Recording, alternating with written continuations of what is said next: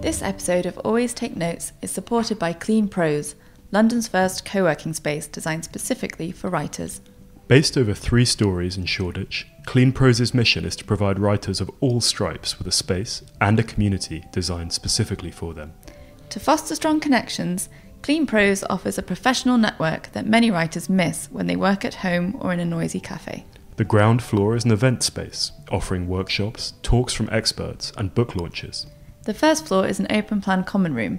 It is a space for writers to connect, collaborate, drink coffee, and develop their professional networks. The second floor is a totally quiet space in which to concentrate and write, with private desks, lockers, and a large book collection. Anyone from novelists to screenwriters to unpublished aspirants is welcome. To find out more, go to cleanprose.co.uk. Always Take Notes listeners are eligible for a 5-day pass to Clean Prose.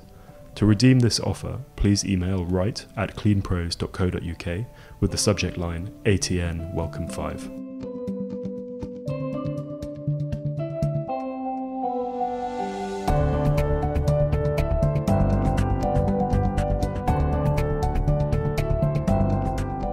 Hello and welcome to Always Take Notes. In this episode, Rachel spoke with Lisa Taddeo, the author of 3 Women. We talked about the lengthy process of writing the book, her fiction, and the best time to call an editor. It's a great episode and we hope you enjoy it. Welcome, Lisa Taddeo, to Always Take Notes. Last time we spoke, your book, 3 Women, had not yet been published, and now it's a New York Times bestseller, Sunday Times bestseller, and you won the Foyle's Non-Fiction Book of the Year award. So congratulations on those. Thank you.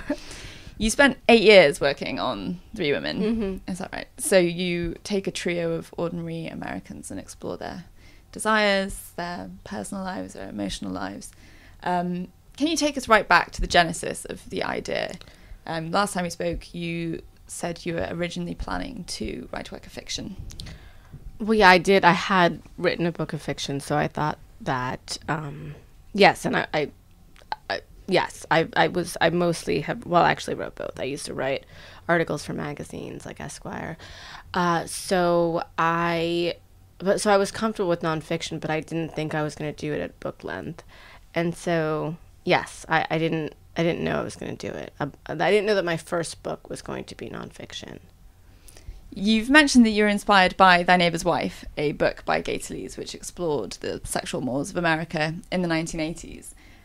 How much did that shape your own writing? I wouldn't say it shaped my own writing. I would say that, I would say that to start with, Gator Lees wrote a magazine story called Frank Sinatra Has a Cold that I think almost every writer has read, especially magazine writers, and I loved it. I thought it was amazing. What I thought was the most brilliant about it was that Frank Sinatra, the subject of the piece, was not giving Mr. Talese any access. So Gay Talese went to, I think it was either LA and Palm Springs, a combination of the two, and he was sort of following Frank Sinatra around. And it was his entourage, right? Yes, yeah. and talking to the person who made his wigs, or prepared his wigs. So it was things like that I found so intelligent to do it that way. If somebody wasn't giving you access, a sort of roundabout reporting, so that really sort of made me feel that idea of going very deep in a way that was in fact deeper than having access to the subject. And so Thy Neighbor's Wife was immersive in the sense that he had spent a decade writing this book, and also just talking to the people, becoming a manager of the massage parlors that he was writing about. So it was intensely immersive in multiple ways. So I thought that those aspects of it I admired. But I wouldn't say so that's what I would say, that the notion of immersive reporting shaped the way that I thought about reporting. Because you moved to the women's towns while you were writing the book. Yes, two of the women in the book and many of the women who did not, quote unquote, make it into the book. How did you go about finding your subjects?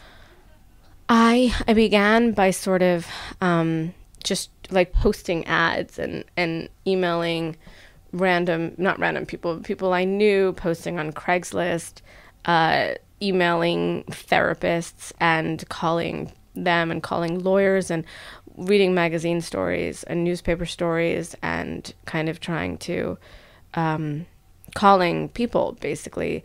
And that sort of wasn't working out in a sense. So I then started to feel like it would be best to find my subjects by, I guess, in a more analog way. So I drove across the country 6 times. The first time that I did, I met a doctor in Indiana who was very close to the Kinsey Institute, and he seemed to really understand what I needed, whereas a lot of people don't understand what kind of a subject you need. And he introduced me to a number of women who were interested in talking to me, and several of them were really interesting. So I moved to Indiana kind of on a whim. I didn't really tell too many people I was doing it.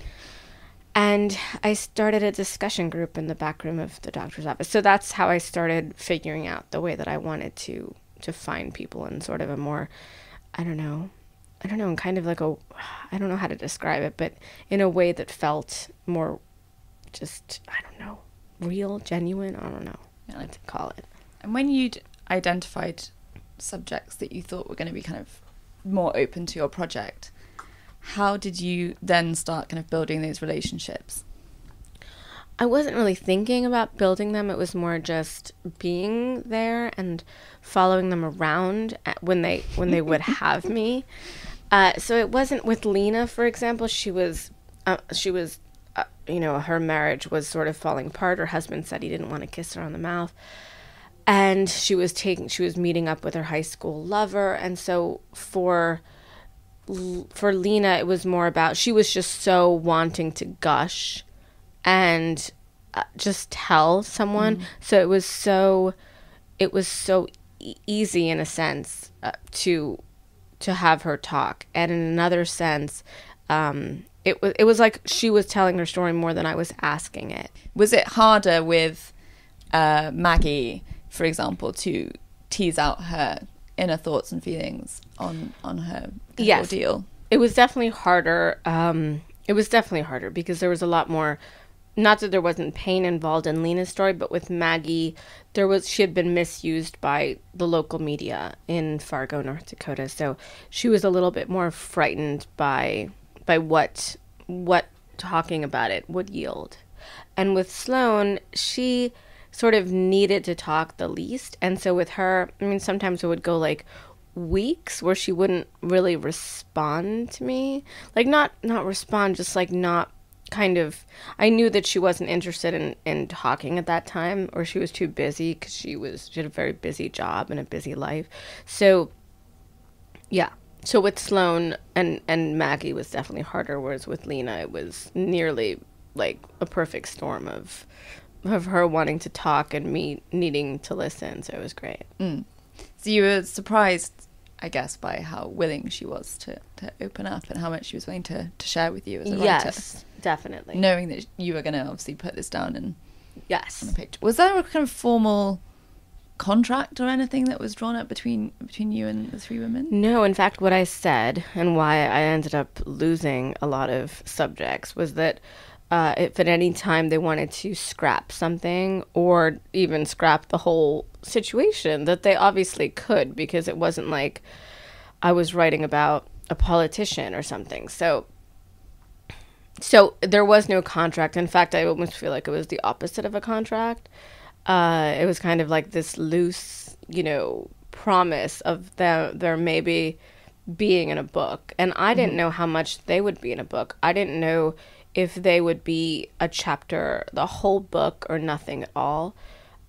So there was sort of this fluidity of both parties not knowing, but kind of being okay with the way that it moved along. Did they get approval of the drafts? Or? Yeah, I'll sent them all the book before it was published, and they were able to make changes. Did they change anything kind of substantive, or was it more not just... at all? There were like little details and little things like, oh, I don't want this, will hurt this person's feelings, can we, there was stuff like that, but nothing at all. And like also changes like, oh, you know what, there were some ads too, like I would like to add to this part because and there were things that I'd cut out for space that they wanted me to put back in, so there was a lot of that. Originally it was your first draft of your manuscript was 5 women? It was like 20, and then it was 15, and then it was 10, and then it was 5. So it kept getting cut. Yeah. I mean, word count was getting cut down too. It was probably like now I think it's like 120,000 words. It was like 400,000 words. I had like 20,000 words on each of the women more.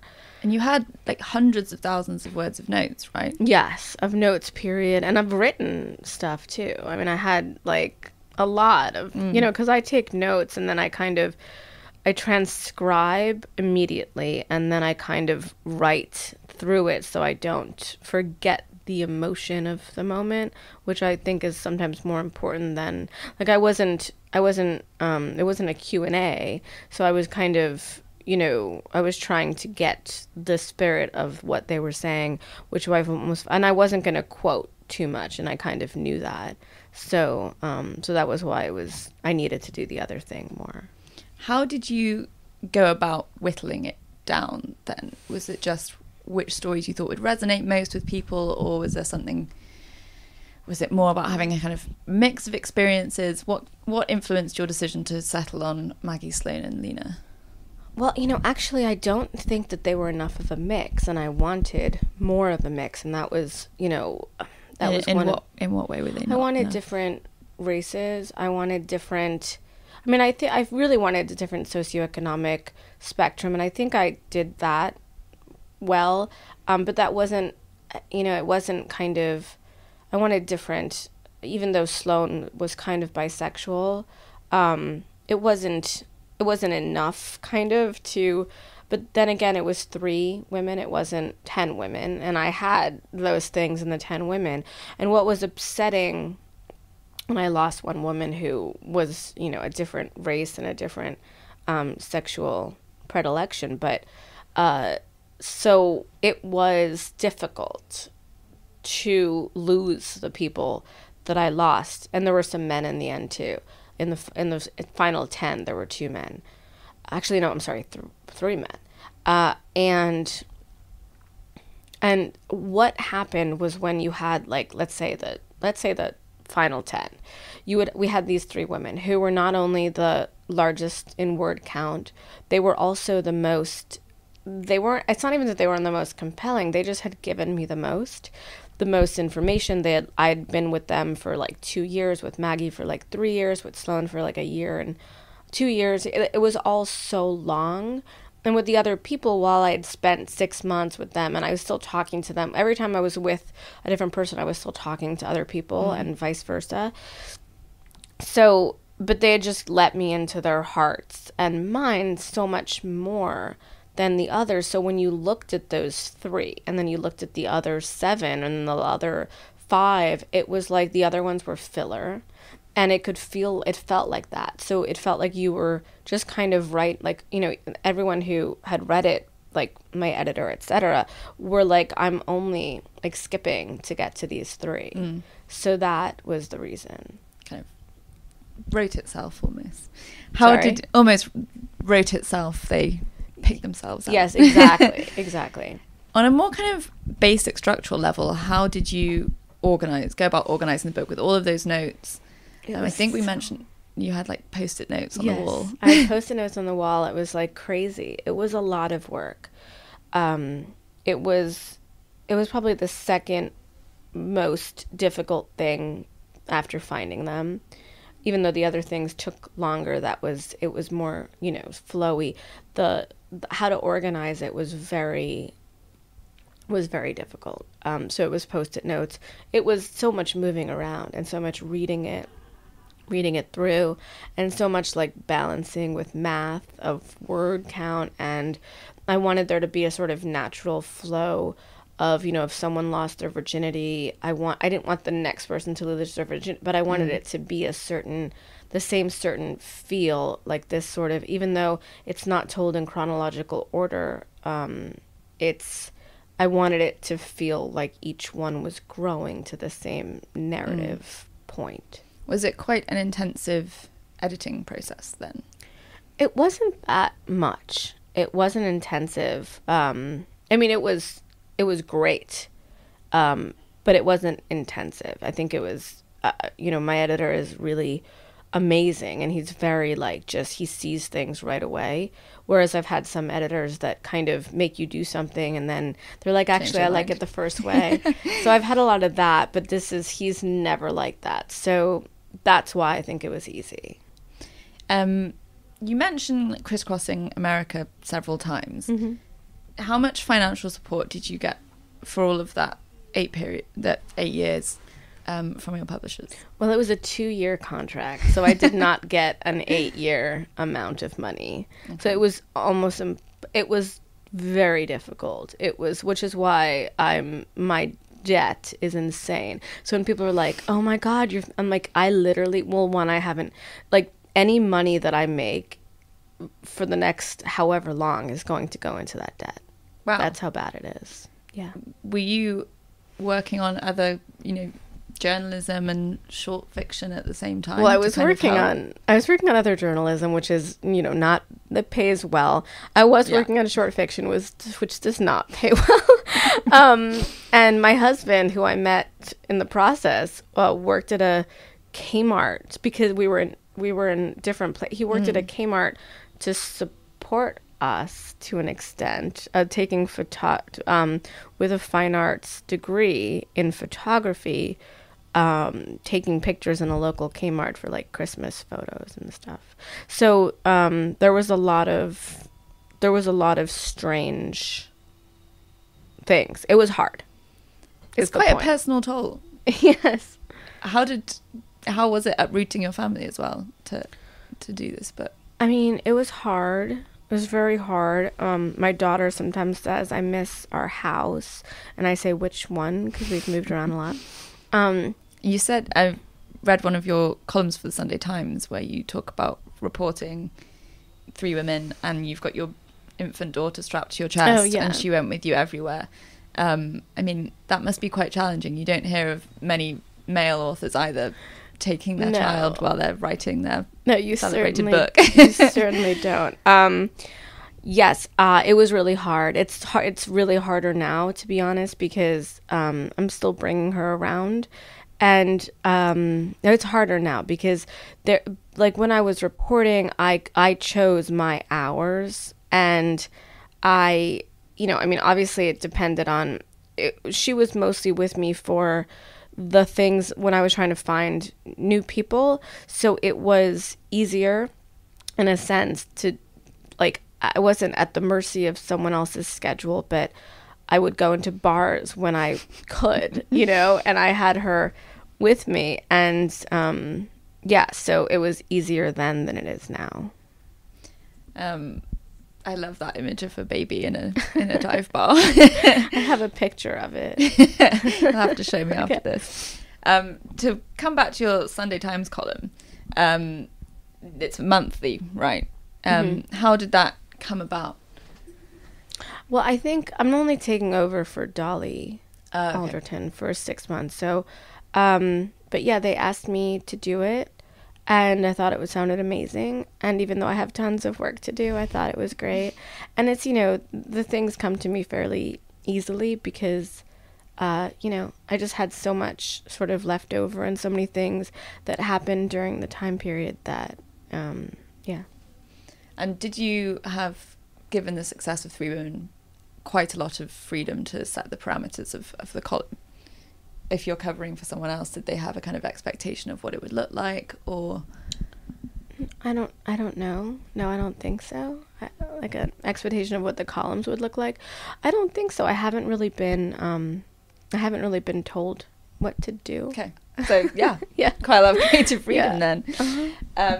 You've drawn on personal experience in some of those columns and features elsewhere. What do you think the advantages, if you like, of telling personal stories are? I just think they're better.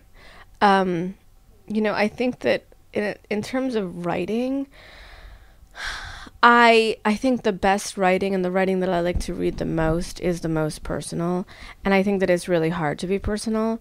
But I think that once you start doing it, you're like, oh, whatever. And, I've heard, I've done a lot of interviews and things, and I've been more personal every time. And, sometimes people say terrible things, but sometimes people say amazing things afterwards. So it's like, whatever, I've just gotten to a place where, not that I don't care, but that I just... like, people are going to say something anyway. And what is the point of kind of hiding who you... like, I have hidden who I am from my friends. And I'm at a point now where it almost feels more easier. Just not more easier, but I'm sorry, more. And then I was like, more easier. I'm like, my daughter says more easier. And I'm like, it's just easier. And sometimes I don't correct her because it's so cute. But sometimes it's easier when I'm in front of, like, a crowd at a reading, to be honest, than it is to do it in front of my friends. So when my friends have come to readings, I'm definitely more nervous because I'm like, oh, what are they going to think? Yeah, and I'm telling this story that or I'm telling this story of someone who was with me in the room, which is incredibly, but I forget, and I'm like, oh shit. Like, that friend of mine is in the room, and what are they going to think about? Even though I'm not naming her or him, it's like, have they kind of approached you afterwards and said, I didn't agree with your telling of that story, or your version of events? No, and what's so weird is that people tend to... I'm shocked by that. People tend to respect someone's writing and their kind of... they're like... their right to tell a story in a way that I'm shocked. Yeah. So no, I haven't had that. That's good. I've had that from celebrities and politicians that I've written about, but no, none of my friends. And I don't care about it so much from those people because they're not people I care about. So I'm like, oh, we can talk about this. If you're concerned about the veracity of something, then that's fine. But if you're concerned about the way you came off here, then, that's not my problem. Yeah. So on the whole, you're not concerned about sharing too much. That's not something you just kind of... it's about the story itself rather than... Yeah, I have made my peace with who I am. I think most people do that through their lives as they get older.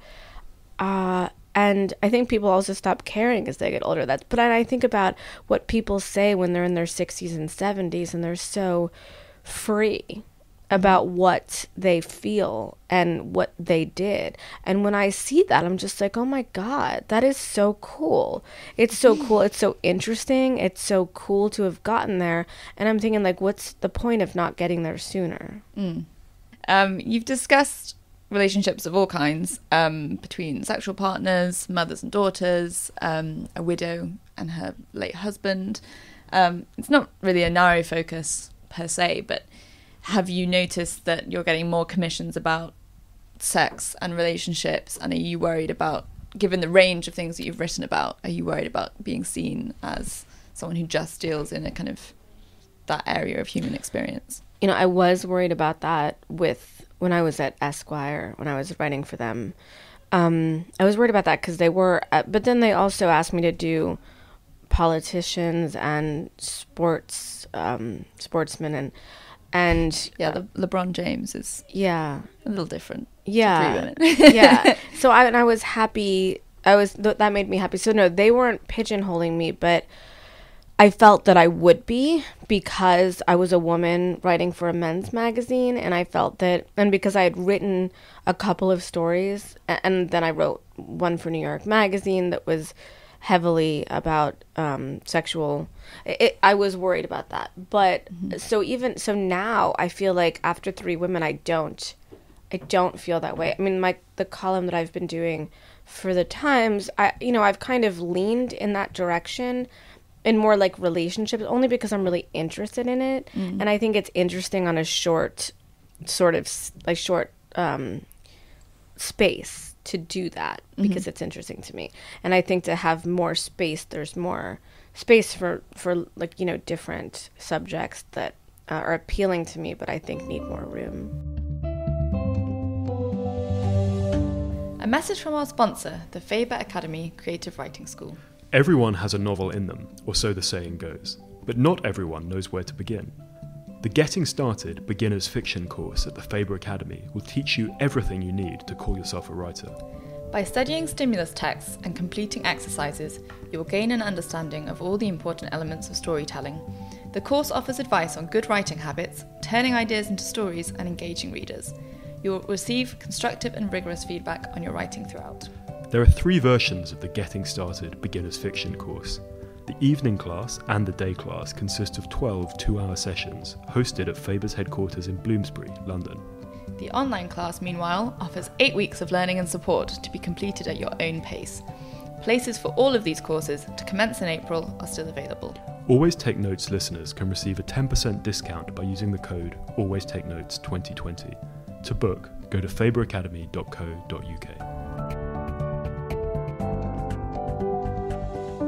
So let's talk about some of the pieces you've written for magazines in the past, specifically for Esquire, the Heath Ledger piece. You fictionalized his last days.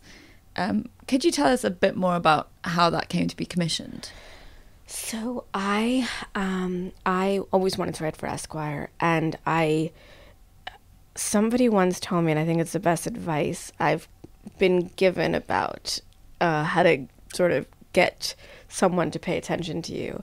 And it's the advice I always give when like writers ask me what my advice is. And it's to call an editor early in the morning. And you've got full brain capacity. Well, I mean, I just like, what it is that they get into work often early, because that, if they're, sort of hardworking editors, they'll get in kind of early most of the time. And sometimes their secretaries aren't in yet, or their assistants aren't in. And so they'll often pick up the phone themselves. And so I did that with David Granger, and he like picked up the phone, and I just asked him if we could go to breakfast or something. And we went to breakfast like a couple of days later, went to this really great diner, and I had all these ideas, and like I was like, can I, here's a printout of all my ideas.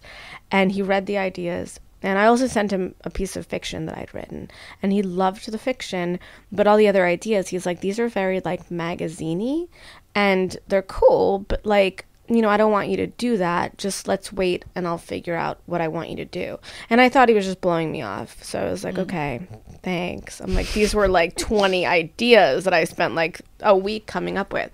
And so Heath Ledger died, and David Granger emailed me the next morning.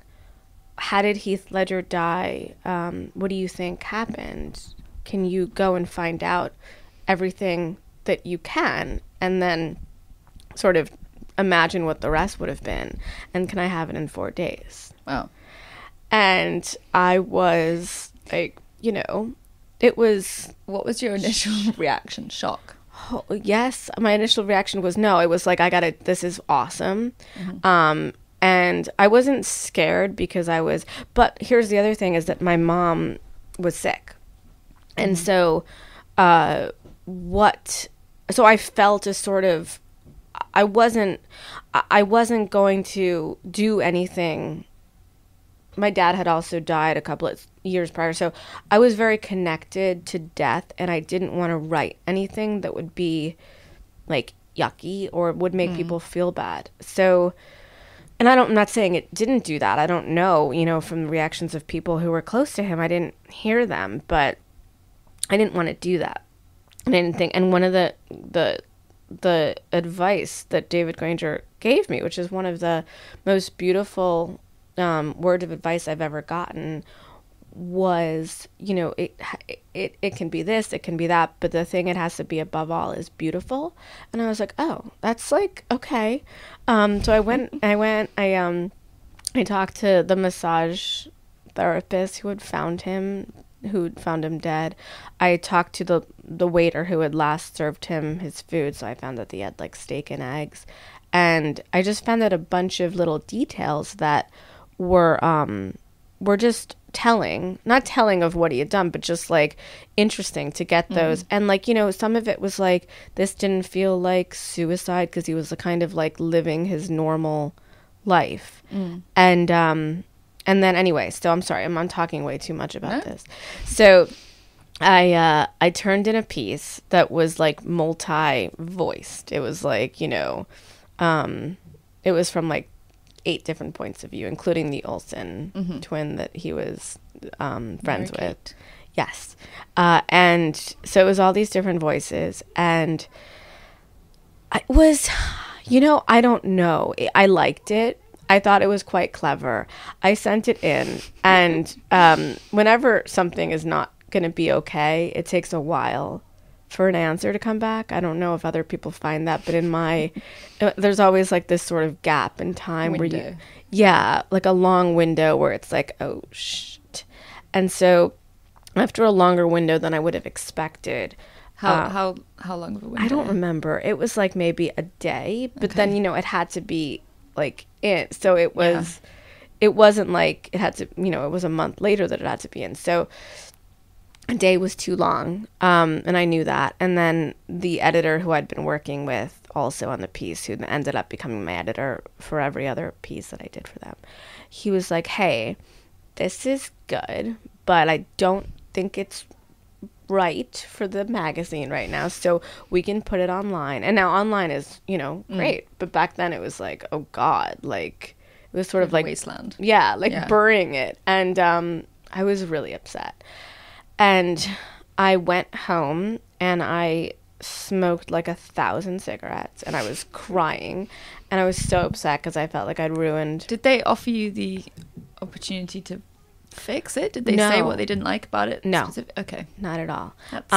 It was, well, they were like, I think they were more worried about how to fill the space immediately. So they're probably just like, she's not going to be able to do this in like a day. So I went home, I cried for like hours, and then it was like midnight and I just rewrote something completely different. And without of your own volition, you just kind of have another go. I just was like, I can't let this go. And then I sent it in at like 6 a.m. and I said, you guys don't even have to read this, I just needed to do it for myself. Of course I was hoping they would read it, but I was like, I just and then with like 45 minutes they were like, this is great and we're gonna publish it. So great.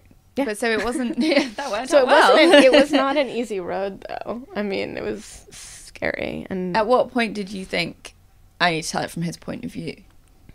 Because inhabiting his voice must have been a bit of a challenge and a bit more sensitive than telling it from different viewpoints. It was like, I did the novel that I started writing that's going to come out, I think, sometime next year, that I started writing at my my MFA program at Boston University. I wrote it in third person, not the whole thing, maybe like the first like 70 pages. And I handed it in to my teacher and he said that it was good, it should be third person. And then I was like, I think it should be first person. And he was like, I don't think it should be. So I don't. No. And so I rewrote it with first person and I handed it in and he was like, you're right. So I think that sometimes it's just, I don't know, sometimes it's just the story needs whatever it needs. Have you found that it's easier to capture the essence, I mean that's a horrible phrase, but capture the essence of a person in a profile or by kind of fictionalizing their voice? I think it's just, you can't really fictionalize profiles. I mean, I mean, flesh out a kind of a character in a story, so to speak. I mean, I think it's easier to do it in fiction.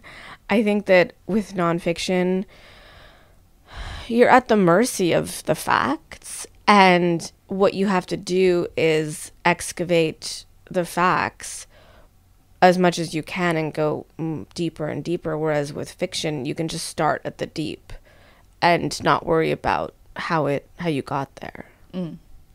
Is there any similarity in the way that you write or approach fiction to reporting?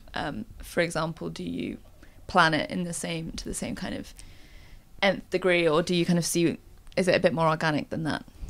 You mean both of them? Writing fiction specifically. Yeah, I don't plan it at all. Just blank page. Yeah, I just and it either sucks or it doesn't. And I know right away, and if it sucks, I usually know right away. You don't, if it sucks or you think that it sucks, do you go through drafts or you just kind of bin it? I probably just start it different.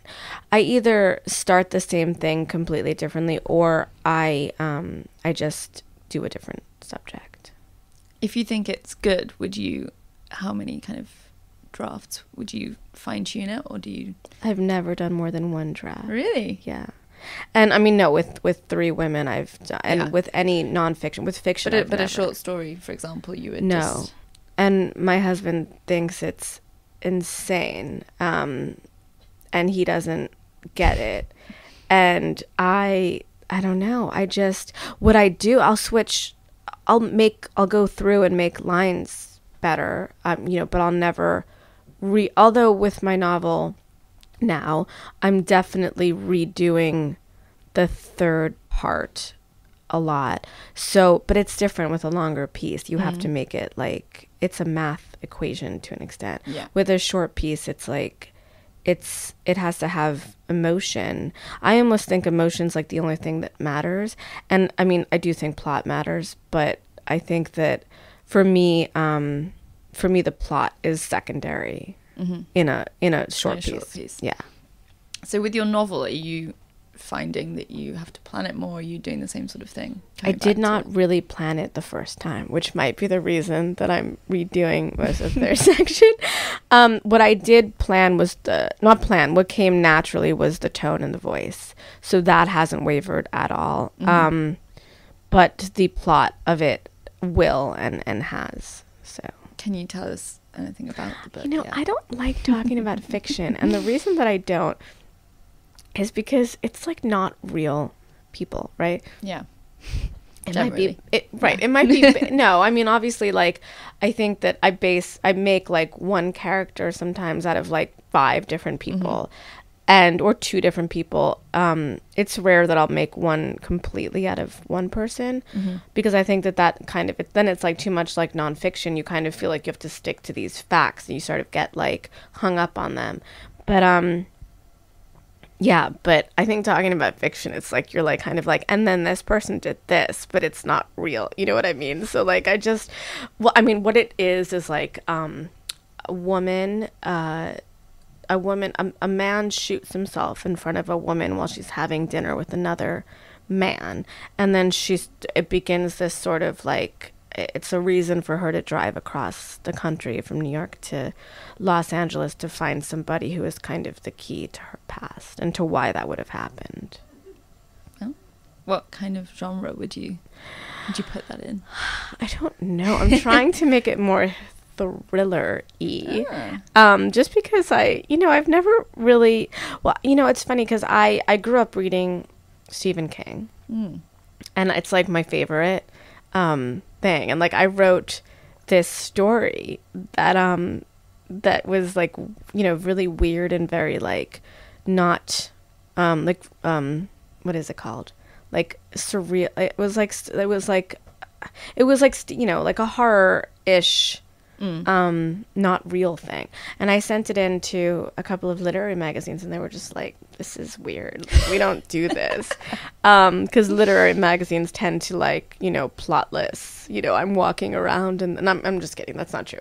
But this was very plotty, and it was very, like, thrillery. So then I sent it to, I was like, whatever. I sent it this thing called The Ghost Story. Like, it's like a magazine, and I won the grand prize, which was like $1,000, which was lovely, because it was more than I've ever gotten paid for short fiction up until that time. So anyway, I'm not saying I want to make it more like that, But buoyed by the success of that. Yeah. Yeah. Does it have, I'm assuming it doesn't have horror-ish elements. No, it's totally real. Would like, you ever do a novel? do an ode to Stephen King? I might try. I might try. I don't think I could try on like this first novel thing. I think people would be quite surprised. Yeah, I think it would be like kind of too much of a surprise. That I think that, you know, later you can do that, and hopefully it's okay. I mean, I don't even know what it's going to be like for someone to be like, oh, she like fiction. Like people who haven't read my short stories, like I don't know what they're going to feel. Although a lot of people who have come to my readings have said, I can't wait to, you know, I like fiction more, you know, and I was like, oh, that's good, because so like it's I have some more coming. Yeah, exactly. But it's like for me, it's like I read more fiction than nonfiction, so I keep thinking that there's nonfiction readers and fiction readers, and that, so, you know, but hopefully the genres, the sort of mixing of them will be okay. I'm sure it will. We'll see. Is there a format, I'm not sure that's the right word, but between journalism, nonfiction writing and short stories and longer fiction, is there one that you prefer working in? By format, you mean? Yeah. What do you mean by format? Do you find it easier to write, I'm guessing maybe you find easier to write short fiction? Yes, short fiction's the easiest for me. I can write a short story in like 3 hours that I think is good. Oh. Like, I mean, I know that sounds like, but I've been doing it since I was like 10 years old. So it's like it's just, I just love it so much that I think that's what it is. So it's my preferred mode. And I just want to write. And I know like nobody buys it. You know, short story collections are like the second, like you tell an editor, like, oh, and I also have this short fiction collection. They're like, oh, Christ. Because I don't know. They're coming back into fashion these days. Hope so, because the one after the novel is a collection of short fiction that I feel like everyone who's publishing it is just kind of like, oh, God. Already, is it new stuff, already published stuff, a mix? Most of it's already published. You've won the Pushcart prize twice. Have you found that there's something that judges of such prizes are looking for in such pieces? And you've also won awards for sports writing and American political writing. Yes, which is funny because my husband always says, you don't know anything about sports or politics, how did you? And I'm like, well, I mean, I really learned it while I was there, and then it's completely gone out of my head. But I don't know what they're looking for. I don't know, because things like that are totally blind, which it's different than getting into a literary magazine, because it's often really hard to get into your first literary magazine. It's also hard to get into your second. It's not till like, you know, I don't know, it takes a long time. And it's like one of the most, I don't know, it's a difficult process. And so I don't know what judges are looking for. I do think that, I think that the stories that won are good stories, but I don't know what they're looking for. You don't feel any pressure to be particularly experimental stylistically or touch on a certain theme? You just... I don't try to touch on a certain theme. I do like to be stylistically interesting. I like to be different from story to story, and I like to push the boundaries of what, because I don't think there should be boundaries, you know, in writing. So I think that's, yes.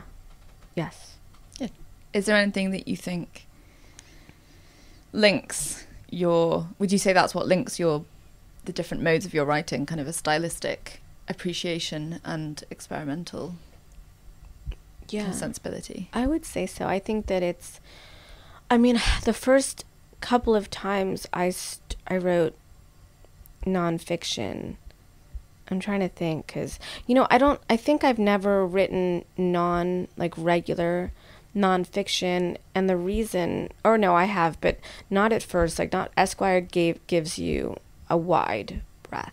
Mm-hmm. Or at least, haven't written for them in a while, but David Granger, when he was the editor, he was my editor there, the one I worked with, said, just do something, just be crazy, and I'll take it down from crazy if I need to, which I thought was so helpful, and so, which freeing. were some of the crazy things that you wanted to write about or did write about? No, crazy, within the piece. Oh, okay. Just go nuts, just do whatever you, just talk about, the building that you're in for, 5 pages or whatever.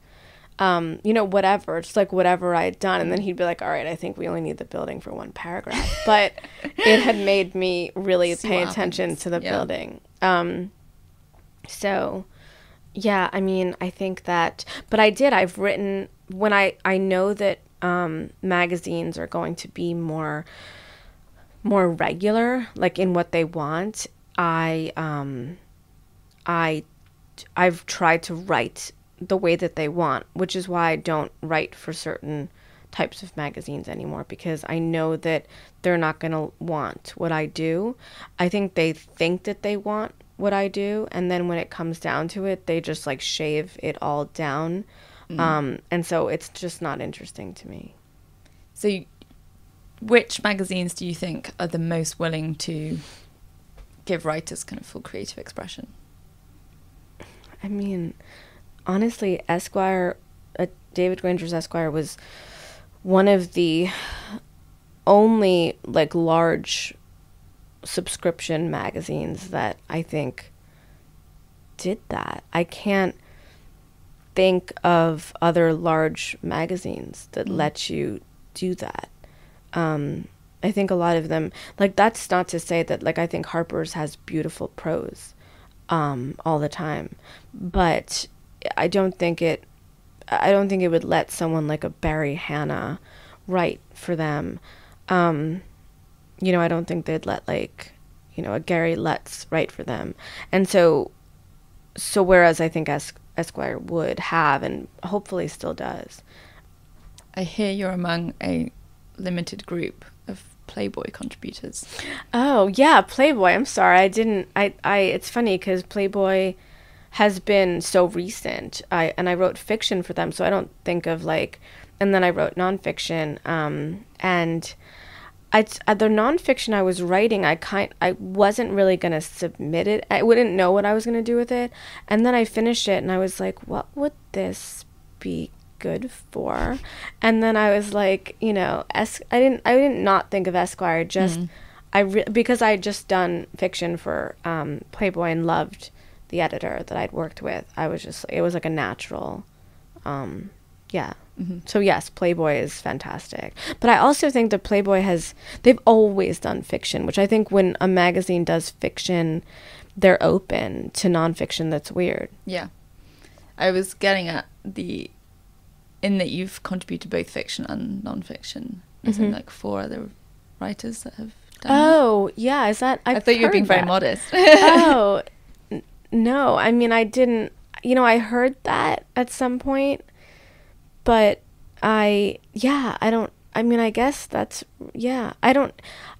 that's cool. Yes, I'm not trying to be modest. I just honestly, kind of. Do you still find pitching an inconvenience? Or do you quite enjoy it? Do you find now that more people are coming to you, asking you to produce? Oh, yes, absolutely. So that's happening a lot. But a lot of the sort of asking me to do something, if it's something specific that they want, it's often not something I'm, if it's a reported piece, which, like, I don't, like, someone asked me to do it. Well, no, there's been actually someone asked me to do something recently that is supposed to be not supposed to be, but would be a heavily reported piece. And I think it's a great subject, and I'm probably going to do it. But the issue is the length of time and how much time I have, which is very little. So like essays and stuff, I'm like, I'll do it. It'll take me, like, especially if it's something that, is easy for me to talk about. We're running out of time, but is there anything that you hope that readers take away from your work? I hope that, from Three Women, I hope that it's about not judging other women, specifically not judging other women. From my other work, I don't know, I guess that it's okay to be oneself, to not, like, to not judge anyone for being oneself. I think that's so weird, and we do it so much, and, like, there's just, we don't allow ourselves to talk about things that are nuanced, and it's, I think it's a real problem. So I'm very nuanced. I think that's probably the thing that I'm the most interested in, and I think that, I just hope that people see that nuance is freeing and extremes are not. Great. Well, thanks very much for having us. So, Rachel, this is the Lisa Taddeo post-mortem. Fascinating interview. What really stuck in your mind from that? A few things. Mostly the financial burden of writing Three Women. It's great that it's been so successful, because I think otherwise that's such a load to take on. Yeah, she definitely went through the mill to produce it, and great that it's receiving the kind of credit and reward, no doubt financial, it is now. I was also staggered by the fact that she doesn't do drafts. Yeah. What are your thoughts on that? On the audio, there's just a kind of there's silence where I try and process it.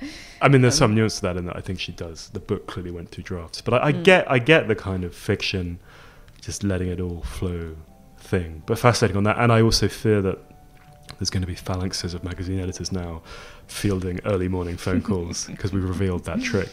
And getting lots of rewritten drafts of things if they don't respond within 45 minutes. Yeah.